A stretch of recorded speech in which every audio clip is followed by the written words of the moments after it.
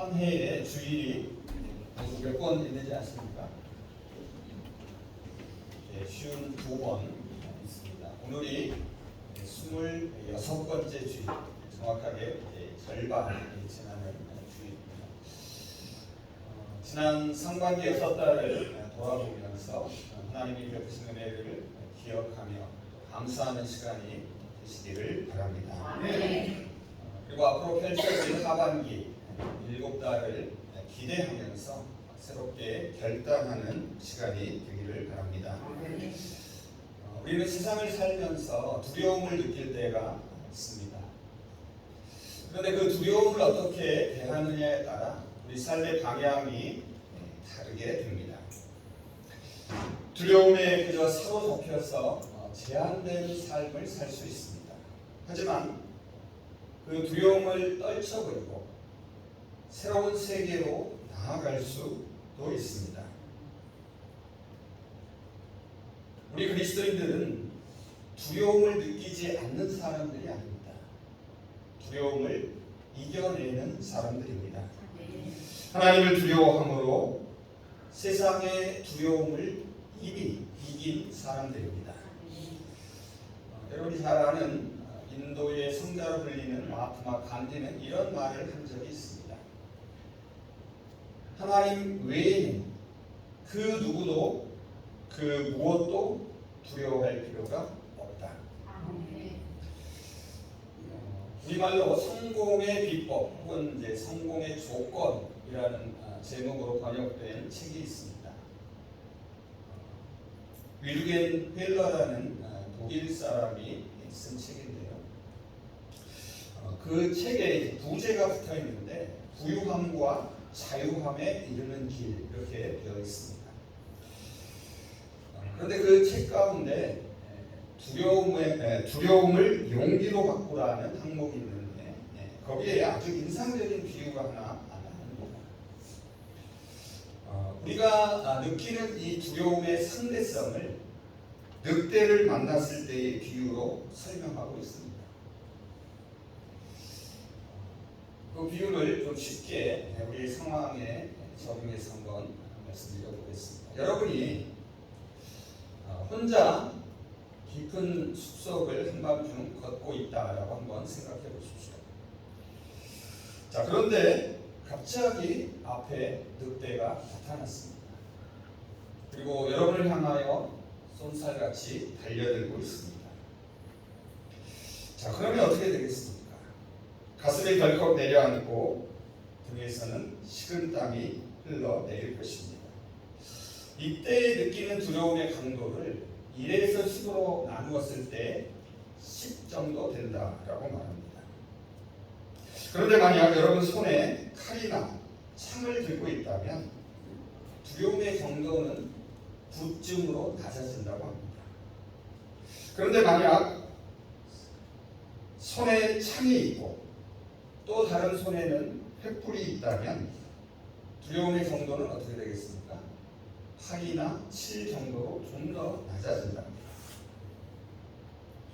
자, 그런데 여러분의 옆에 혼자 있는 것이 아니라 동행자가 있고 그 사람의 손에도 창과 횃불이 있다면 두려움의 정도는 6이나 혹은 5 정도로 더욱 낮아지게 됩니다. 또한 여러분 손에 총을 가지고 있다면 어떻게 되겠습니까? 두려움의 정도는 4로 떨어진다고 합니다. 그리고 만일 거기에 여러분이 타고 도망갈 오토바이나 자동차가 있다면 어떻게 되겠습니까? 3 정도의 두려움을 느끼게 됩니다. 그런데 만일 여러분이 이미 차 안에 있다라고 그러면 어떻게 되겠습니까?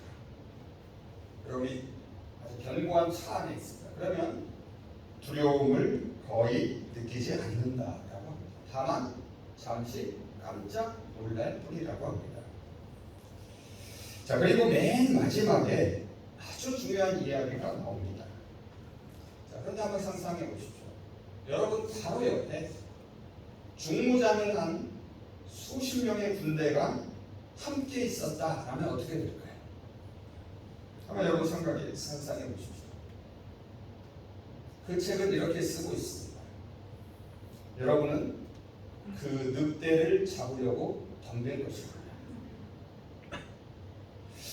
이 글을 읽으면서 저는 이사야 41장 10절을 떠올렸습니다. 제가 세번역 성경으로 읽어보겠습니다.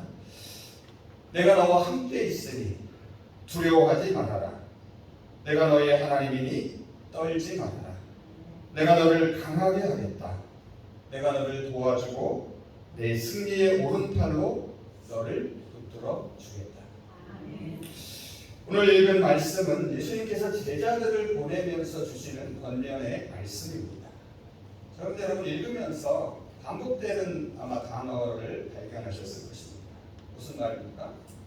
두려워하지 말라. 26절, 28절, 31절에 걸쳐 세 차례나 거듭 강조하고 있습니다.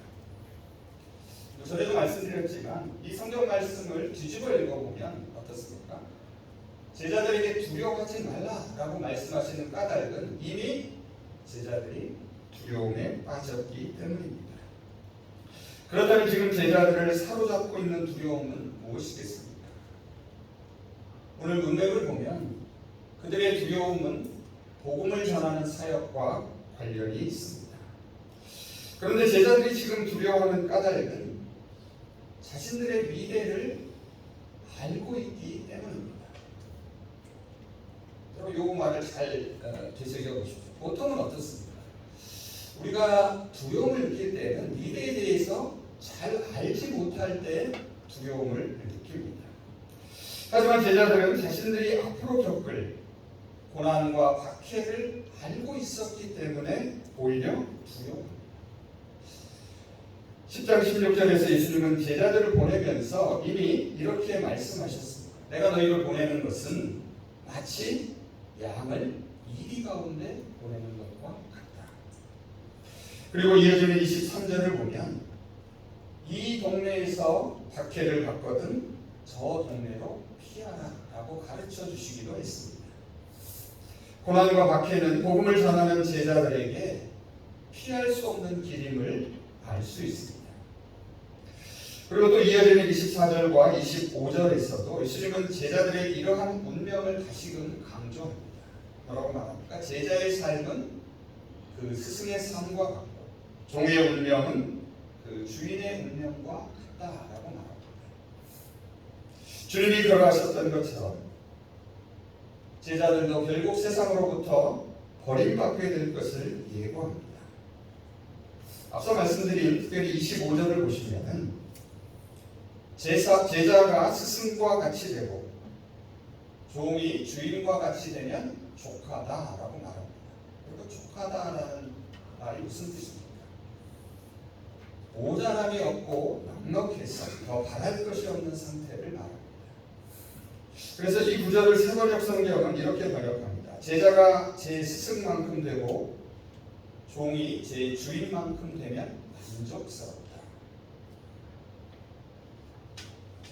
참 제자는 스승의 길을 그대로 걷습니다. 신실한 종은 주인의 뒤를 곧장 따릅니다. 참 제자와 신실한 종이 되는 길은 스승과 주인의 운명에 동참하는 데 있습니다. 여러 차례 말씀드린 기억이 있습니다. 우리 그리스도인들은 그리스도의 뒤를 따라가는 사람들입니다.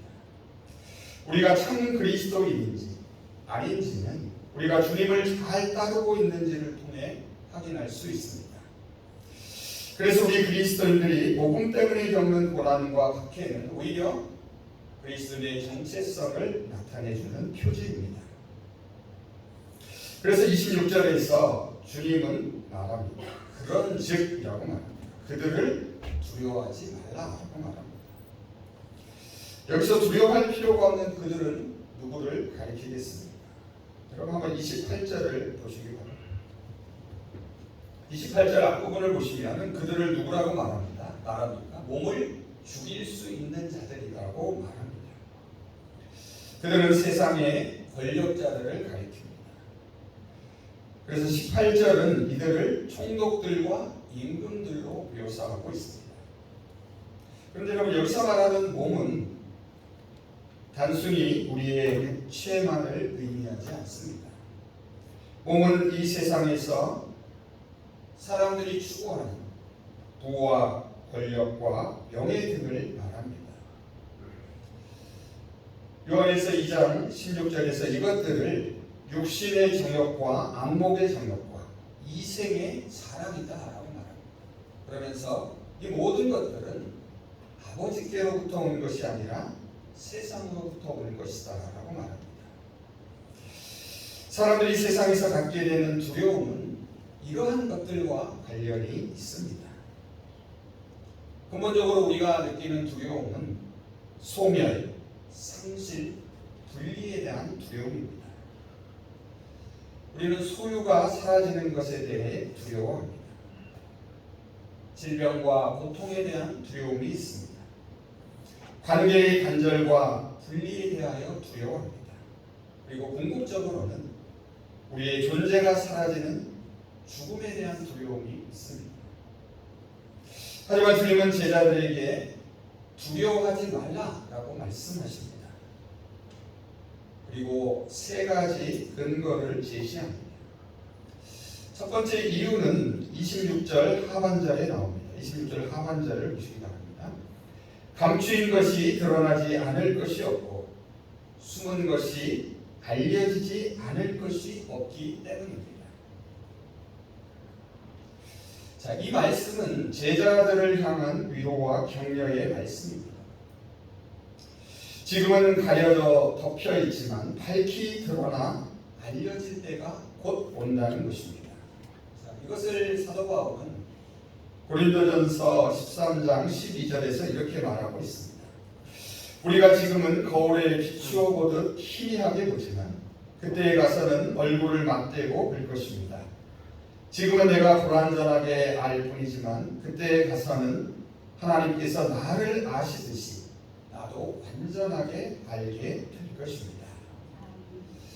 여러분, 이것은 지금 이 순간에도 하나님은 모든 것을 지켜보고 계시다는 말씀입니다. 그렇게 비록 세상으로부터 오해와 핍박을 받는다 해도 담대하라라고 말하는 것입니다. 그리고 오늘 읽은 말씀의 맨 마지막 32절, 33절에서 주님은 이 땅에서 주님의 제자로 사는 사람은 하늘의 하나님 아버지 앞에서 인정을 받게 될 것을 약속하십니다. 다음 두 번째로 두려워하지 말아야 하는 이유는 제자들이 진짜 두려워해야 할 존재가 따로 있기 때문입니다. 28절을 한번 보시기 바랍니다.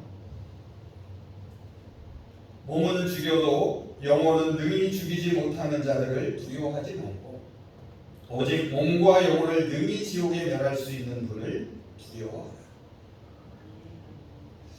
참 역설적으로 작은 두려움은 더 큰 두려움이 오면 물러납니다. 거짓 두려움은 진짜 두려움 앞에서 사라지게 됩니다. 여러분, 두려움이 무엇입니까? 사전을 찾아보면 어떤 대상을 꺼려하거나 무서워하는 마음을 가리킵니다. 다른 말로는 공포입니다. 하지만 두려움에는 또 다른 의미가 있습니다.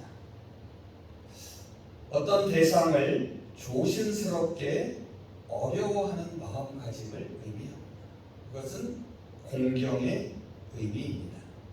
이렇게 두려움에는 공포와 공경 두 가지 의미가 있습니다. 하나는 부정적인 해로운 두려움이고 다른 하나는 긍정적인 유익한 두려움입니다.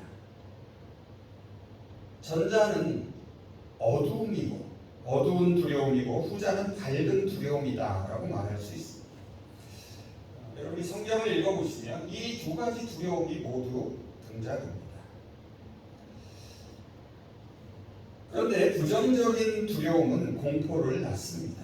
그래서 극심한 공포는 인간의 인식을 왜곡시킵니다. 마태복음 14장 26절이 이것을 잘 보여줍니다. 예수님이 한밤중에 폭풍이 있는 바다 위로 걸어오시는 장면입니다. 제자들은 예수님을 보고서도 유령으로 생각합니다. 무서워서 소리를 지릅니다. 공포는 사람을 육체적으로나 정신적으로 마비시킵니다. 결국 한 개인의 인격을 파괴합니다. 또한 공포는 다른 사람에게도 부정적인 영향을 미칩니다. 그래서 사사기 7장 3절을 보면 기드온은 미디안 사람들과 싸울 사람들을 선발할 때 이렇게 경고합니다. 너희 가운데 누구든지 두려워 떠는 자들은 지금 당장 돌아가라. 이러한 것들은 모두 거짓 두려움입니다. 진짜 두려움이 오면 거짓 두려움은 사라집니다. 오늘 설교 제목이 무엇입니까? 두려움을 이기는 두려움입니다. 거짓 두려움은 진짜 두려움으로 물리칠 수 있습니다. 그리고 28절을 보시면 주님은 진짜 두려움에 대하여 말씀하십니다. 진짜 두려움은 무엇입니까? 하나님에 대한 두려움입니다. 세상의 권력을 두려워하지 말고 하나님을 두려워하라 라고 말합니다. 저는 이것을 달리 표현해 보면 세상의 부귀 영화를 사랑하지 말고 하나님을 사랑하고 하나님이 사랑하는 사람들을 사랑하라라고 이해합니다. 하나님을 두려워하는 것은 생명의 주인 되시는 하나님을 공경하는 것입니다. 하나님을 두려워하는 것은 인생과 역사의 주관자 되시는 하나님을 경외하는 것입니다. 하나님을 두려워하는 것은 하나님의 눈길이 닿는 곳으로 우리의 발길을 옮기는 것입니다. 서두에 말씀드렸지만 하나님을 두려워하면 하나님 외에 그 어떤 것도 두려워할 필요가 없습니다. 하지만 하나님을 두려워하지 않는 사람은 하나님 외의 모든 것을 두려워하게 됩니다. 마지막 세 번째로 그들을 두려워하지 말아야 하는 까닭은 제자들에게 아버지가 계시기 때문입니다. 29절을 한번 보시기 바랍니다. 참새 두 마리가 한 아사리온에 팔리지 않느냐? 그러나 너희 아버지께서 허락하지 아니하시냐? 그 하나도 땅에 떨어지지 아니하리라. 요즘은 참새 보기가 그렇게 쉽지 않은데요. 참새는 작고 아주 흔한 새입니다. 그리고 사람과 가장 가까이 사는 새 가운데 하나입니다. 실제로 예수님 당시에는 가난한 유대인들이 참새를 식량으로 사용하기도 했습니다. 오늘 본문을 보면 매매되는 생명체 가운데 가장 값이 싼 것으로 등장합니다. 한 아사리온을 오늘날의 화폐로 바로 환산하기가 쉽지 않지만 대략 1,000원을 넘지 않는 금액입니다. 이렇게 하찮은 존재의 참새도 아버지 되시는 창조주 하나님께서 지켜주신다라고 말합니다. 하물며 너희들을 아버지께서 지켜주지 않으시겠느냐라고 반문하고 있습니다. 그러니 두려워하지 말라는 것입니다. 걱정하지 말라는 것입니다. 31절을 한번 보시기 바랍니다. 31절에서 다시 한번 두려워하지 말라라고 말씀합니다. 아버지 되시는 하나님은 제자들을 참새보다 더 귀하게 여기시기 때문입니다. 여러분, 이 말씀은 나 자신의 관점이나 내 생각으로 세상을 바라보지 말라는 말입니다. 하나님의 관점으로 하나님의 생각으로 세상을 바라보라는 말입니다. 그래서 30절에서 뭐라고 말합니까? 하나님은 제자들의 머리털까지 세고 계신다라고 말합니다. 그러니 결코 두려워하지 말라고 말씀하십니다. 하나님은 하찮은 참새 한 마리도 지켜보고 계십니다. 하나님은 제자들의 머리털까지 세고 계십니다. 세밀한 관심으로 지켜보시고 계십니다. 여러분 아마 직접 머리털을 세보신 분은 없으실 겁니다. 근데 아마 인터넷에 검색하면 사람의 머리는 대략 10만 개에서 15만 개 사이라고 합니다. 10만 개나